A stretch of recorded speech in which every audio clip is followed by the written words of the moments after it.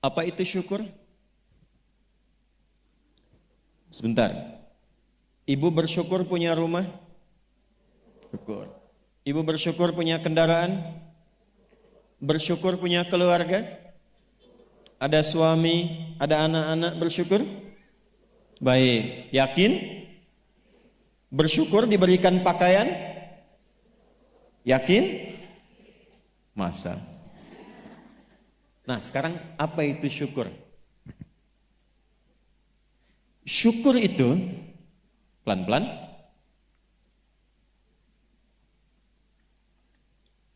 Syukur itu upaya menggunakan semua nikmat yang Allah titipkan, upaya menggunakan semua nikmat yang Allah titipkan sesuai dengan apa yang Allah inginkan, sesuai dengan apa yang Allah inginkan, dalam rangka mendekatkan diri kepada Allah Subhanahu wa taala. Contoh, ibu sekalian, maaf, anak itu titipan dari Allah atau bukan? Yakin? Sekarang pertanyaannya, ibu tahu nggak apa yang Allah inginkan dari anak yang dititipkan itu? Jadi apa? Anak yang saleh. Saking inginnya mendapatkan anak yang saleh, bahkan setiap ibu sejak mengandung itu sudah bermohon kepada Allah. Itu ada di Quran surah ke-7 Al-A'raf di ayat 189 di ujung ayatnya. Ya, Quran surah 7 ayat 189. Falamma taghasyaha hamalat hamlan khafifa famarrat bih. Lihat ke ujung ayatnya. Falamma athqalat da'wallaha rabbahuma la in ataitana salihah lanakunanna minasyakirin. Suami istri itu kalau istrinya tengah mengandung, kemudian menjelang fase-fase kelahiran, sangat berharap dan berdoa mohon pada Allah, semoga anak yang terlahir ini menjadi anak yang soleh. Sepakat bu? Setiap ibu menginginkan anaknya menjadi anak yang soleh. Sepakat? Pertanyaannya, apakah betul kemudian setiap ibu yang sudah Allah titipkan anak dalam kehidupannya betul-betul mensyukuri nikmat titipan itu? Saya tanyakan pada ibu, anak ibu itu disekolahkan di mana? Kenal Allah atau tidak?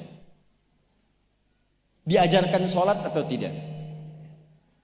Diberikan pakaian yang menutup aurat atau tidak? Perhatikan definisi syukur tadi. Menggunakan semua nikmat, upaya menggunakan semua nikmat sesuai dengan apa yang Allah inginkan. Ibu punya anak perempuan, katanya ibu syukuri diberikan itu. Sampai ibu bikin akikah, sampai undang tetangga, sampai selamatan. Tapi setelah dia bahkan menjelang balik, ibu kasih pakaian yang membuka auratnya. Itu bukan syukur namanya. Disekolahkan di tempat yang bahkan dia tidak mengenal Allah. Dikejar sampai di sininya nih. Nggak salah. Dilesin matematika, nggak salah, bagus. Les fisika, bagus. Les kimia, bagus. Ikut bimbel, bagus. Masuk kampus top, bagus. Tapi nggak kenal Allah, di mana syukurnya? Satu, lihat pakaian yang selama ini Allah berikan kepada ibu sebagai titipan, dan itu akan dihisap.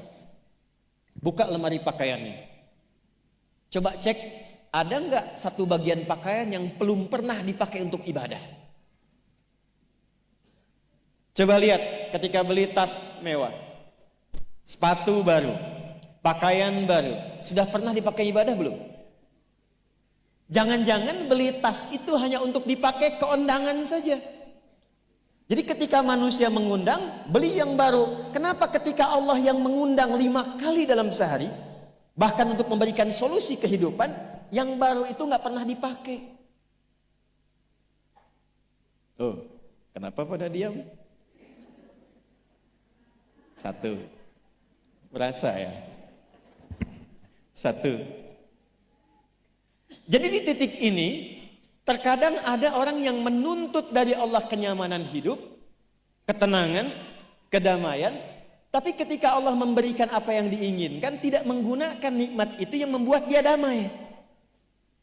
Tidak menggunakan titipan itu yang membuat dia tenang dalam kehidupan.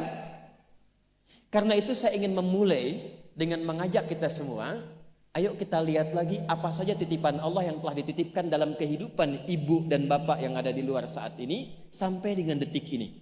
Kalau ingin mendapatkan ketenangan di dunianya, ketenangan di alam kuburnya, sampai pulang ke akhirat nanti, maka pastikan berusahalah untuk menjadi golongan yang sedikit itu. Gunakan semua nikmat itu pada hal yang Allah inginkan. Jika itu sudah dilakukan, saya berikan rahasia. Ini antara kita saja. Coba ibu buka surat ketiga. Belakang kedengeran gak? Alhamdulillah. Belakang kedengeran? Tidak. Kok bisa jawab? Surah 3 ayat 35 sampai 37. Quran surah 3 ayat 35 sampai 37. Sudah? إذ قالت امرأة عمران رب إني نذرت لك ما في بطني محررا فتقبل مني إنك أنت السميع العليم. Perhatikan, ini kisah tentang Hannah. Saya hanya akan ambil kisah ibu saja dalam Quran. Hannah itu istrinya Imran alaihi wassalam. Nanti punya saudari namanya Eliasobat. Orang barat menyebutnya Elizabeth. Betul, Elizabeth itu bahasa sananya untuk Eliasobat itu saudarinya Hannah. Nanti nikahnya Elizabeth dengan Nabi Zakaria. Hannah nikahnya dengan Imran. Ketika Hannah mengandung, sepakat suami istri ini ingin mensyukuri nikmat kandungan itu dengan mengharapkan lahirnya anak yang soleh. Maka apa yang terjadi? Untuk mendapatkan soleh itu maka dibuat persiapan. Ini hukum umum, Bu. Ibu kalau misalnya ingin memasukkan anaknya ke sekolah tertentu, kan disiapkan dulu ya dari awal. Ya, sekolahnya di mana, yang dibutuhkan apa, sebelum masuk udah siap-siap. Biayanya berapa, perlengkapannya apa, disiapkan jauh sebelum masuk. Begitu kan ya? Maka Hannah dan suaminya sudah menyiapkan. Nanti kalau anak ini terlahir, disiapkan tempat khusus supaya dia betul-betul menjadi anak yang soleh. Namanya mihrab. Mihrab itu tempat yang dikhususkan untuk bisa fokus ibadah, bertakarub kepada Allah saja. Nanti harus ada yang merawat. Yang mengajar, yang merawat itu harus orang yang paling soleh dan pintar di zamannya. Yang ketiga, disupport banyak doa. Dua-duanya sudah kompak. Siapapun yang kalau anak ini lahir masih hidup, entah ayah atau ibunya, teruskan cita-cita yang sudah menjadi komitmen ini. Maka ketika kandungan itu terus membesar dan siap menjelang persalinan, Imran meninggal. Jadi Imran itu meninggal dan Maryam nanti lahir dalam keadaan yatim. Maka lahirlah Maryam. Apakah ketika Maryamnya lahir, ayahnya sudah tidak ada, ibunya berhenti dari cita-cita yang sebelumnya menjadi komitmen? Tidak. Diteruskan itu. Maka ketika terlahir itulah kemudian apa yang sudah disepakati, berikan nama sesuai dengan harapan, isi dengan doa, siapkan tempat yang ingin diarahkan sesuai dengan cita-cita. Maka ayat 36-nya, falamma wada'atha qalat rabbi inni wada'tuha untha wallahu a'lamu bima wada'at wa laysa dzakaru kal untha. Harapannya lahir anak, kalau perempuan dia anak yang salihah, menjaga diri, menjauhkan dari perbuatan yang tercela, mendekat diri kepada Allah. Maka semua makna ini diwakili oleh satu nama, namanya Maryam. Maryam itu perempuan terhormat yang dekat dengan Allah. Kemudian setelah itu apa? Wa inni u'idzuha bika wa dzurriyyataha minasyaitonir rajim. Didoain terus, Bu. Didoakan. Setelah itu apa? Dipilihkan sesuai amanat dan kesepakatan dengan suami, cari orang paling pintar dan paling soleh. Dulu banyak yang berebut. Singkatnya terpilihlah Nabi Zakaria alaihissalam. Setelah itu apa? Buatkan tempat yang mendukung anak ini menjadi soleh dan dekat dengan Allah. Maka dibuatkan mihrab. Apa yang terjadi? Ketika mihrabnya sudah siap, yang mendidiknya sudah siap, doanya mengalir, namanya sesuai dengan harapan, maka orang tua itu tidak sulit lagi untuk merawatnya. Setelah itu Allah yang berkenan memperhatikan sampai tumbuh dewasanya. Perhatikan ayat 37-nya. Fataqabbalaha rabbuha biqabulin hasanin wa ambataha nabatan hasana wa kaffalaha Zakaria. Satu, Zakariyanya ada. Kullama dakhala 'alaiha Zakaria al-mihrab. Dua. Wajada 'indaha rizqa. Qala ya Maryamu anna laki hadha? Qalat huwa min 'indillah. Innallaha yarzuqu man yasha' bighairi hisab. Jadi doanya sudah, namanya sudah, yang mendidiknya sudah, tempatnya sudah. Kalau itu 4 terpenuhi, kata Allah, kamu hei Hannah, gak usah lelah lagi merawat anakmu itu. Biarkan aku dengan kehendakku yang memudahkan semua perawatan anakmu sampai tumbuh dewasa. Demi Allah Bu, setiap butuh apapun, orang tuanya tidak susah. Setiap akan diantar makanan, makanan sudah ada. Mau diantar pakaian, pakaian sudah ada. Dan semua pertumbuhannya langsung diperhatikan oleh Allah. Jadi ketika syukur itu diterapkan dalam kehidupan, maka seorang hamba akan beralih dari hamba biasa statusnya menjadi hamba yang istimewa di hadapan Allah Subhanahu wa taala. Ini yang ingin saya contohkan. Bersyukur itu bukan hanya sekedar mengungkapkan alhamdulillah atas nikmat yang diperoleh, tapi ada peluang untuk menambah nikmat-nikmat lanjutan. Ini ayat ini yang menginspirasi Al-Imam Asy-Syafi'i, Imam Ahmad bin Hanbal.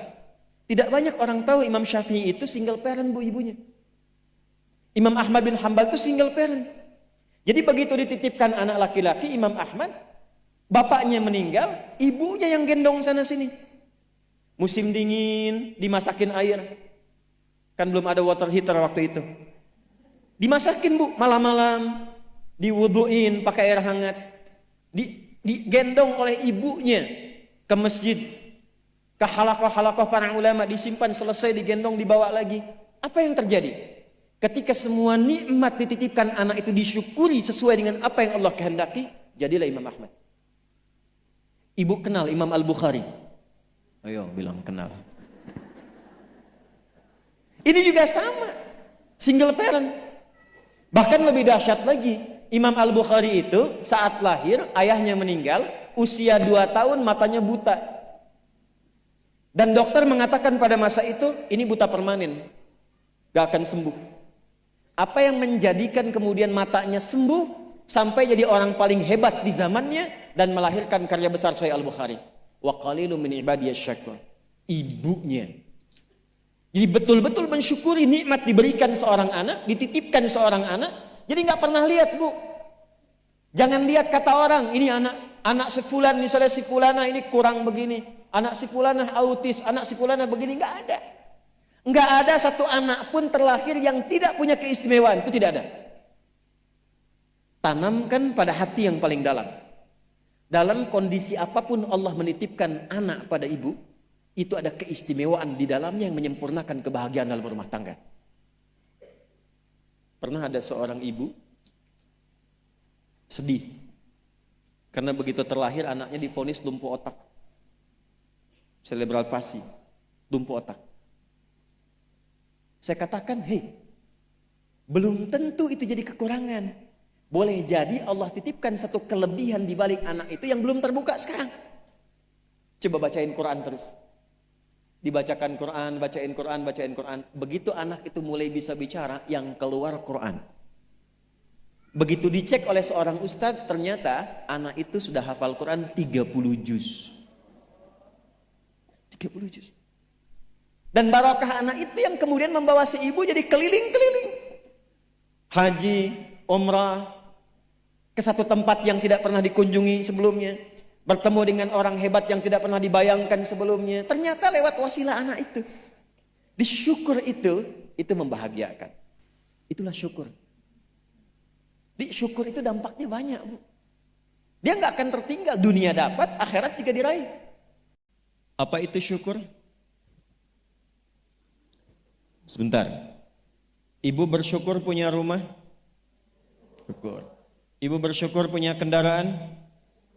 Bersyukur punya keluarga? Ada suami, ada anak-anak, bersyukur? Baik, yakin? Bersyukur diberikan pakaian?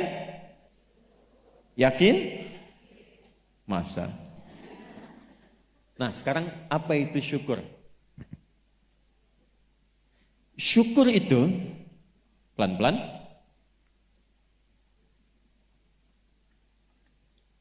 syukur itu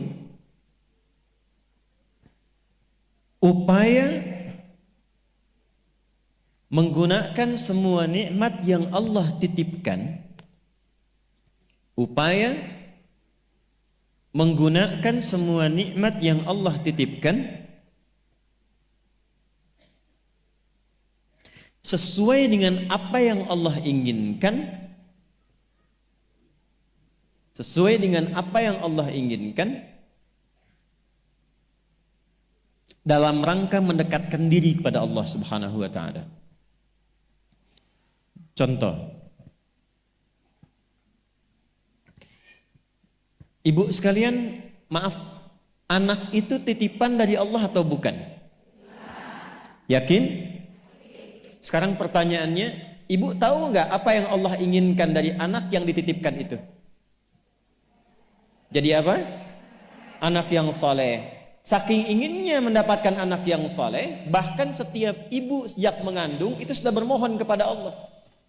Itu ada di Quran surah ke-7 Al-A'raf di ayat 189 di ujung ayatnya. Ya, Quran surah 7 ayat 189. Falamma taghasyaha hamalat hamlan khafifa famarrat bi. Lihat ke ujung ayatnya. Falamma athqalat da'wallaha rabbahuma la in ataitana salihah lanakunanna minasyakirin. Suami istri itu kalau istrinya tengah mengandung, kemudian menjelang fase-fase kelahiran, sangat berharap dan berdoa mohon pada Allah, semoga anak yang terlahir ini menjadi anak yang soleh. Sepakat, Bu? Setiap ibu menginginkan anaknya menjadi anak yang soleh. Sepakat?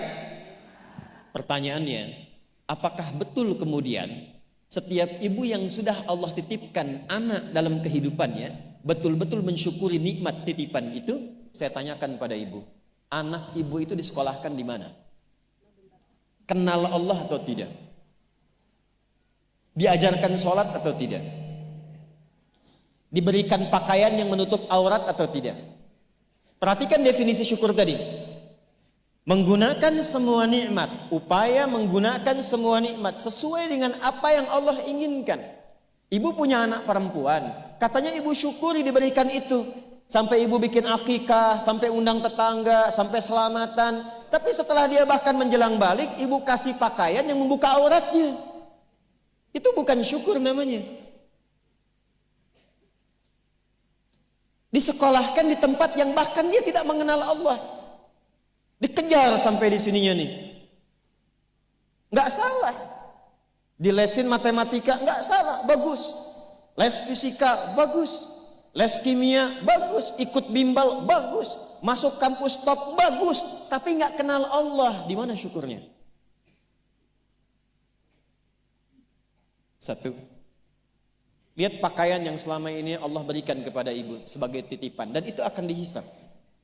Buka lemari pakaiannya, coba cek ada nggak satu bagian pakaian yang belum pernah dipakai untuk ibadah. Coba lihat ketika beli tas mewah, sepatu baru, pakaian baru, sudah pernah dipakai ibadah belum? Jangan-jangan beli tas itu hanya untuk dipakai keundangan saja.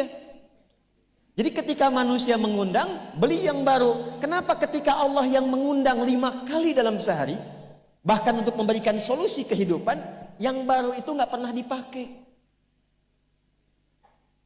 Tuh, kenapa pada diam? Satu. Berasa ya? Satu.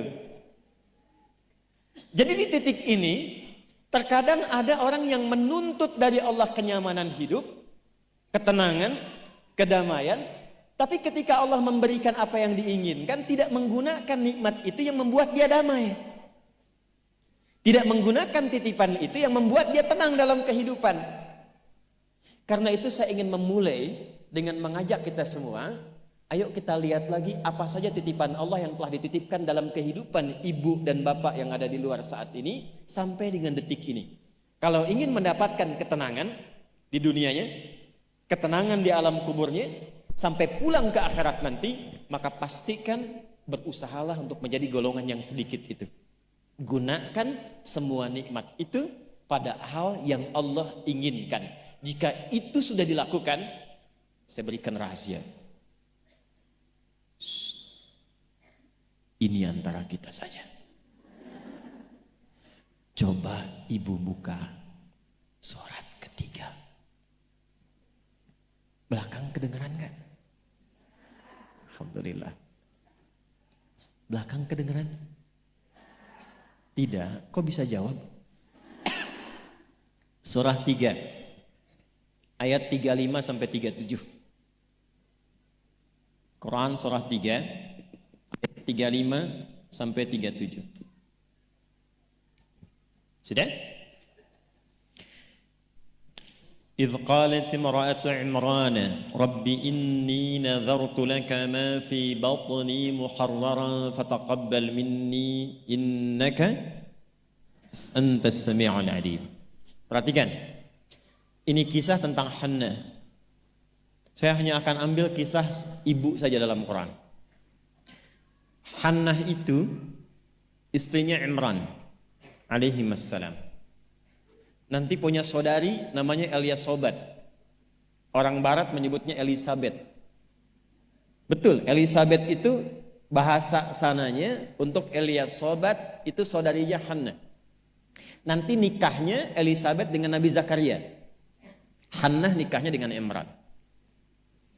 Ketika Hannah mengandung, sepakat suami istri ini ingin mensyukuri nikmat kandungan itu dengan mengharapkan lahirnya anak yang saleh. Maka apa yang terjadi? Untuk mendapatkan soleh itu maka dibuat persiapan. Ini hukum umum, Bu. Ibu kalau misalnya ingin memasukkan anaknya ke sekolah tertentu, kan disiapkan dulu ya dari awal. Ya, sekolahnya di mana, yang dibutuhkan apa, sebelum masuk udah siap-siap. Biayanya berapa, perlengkapannya apa, disiapkan jauh sebelum masuk. Begitu kan ya? Maka Hannah dan suaminya sudah menyiapkan. Nanti kalau anak ini terlahir, disiapkan tempat khusus supaya dia betul-betul menjadi anak yang soleh. Namanya mihrab. Mihrab itu tempat yang dikhususkan untuk bisa fokus ibadah, bertakarub kepada Allah saja.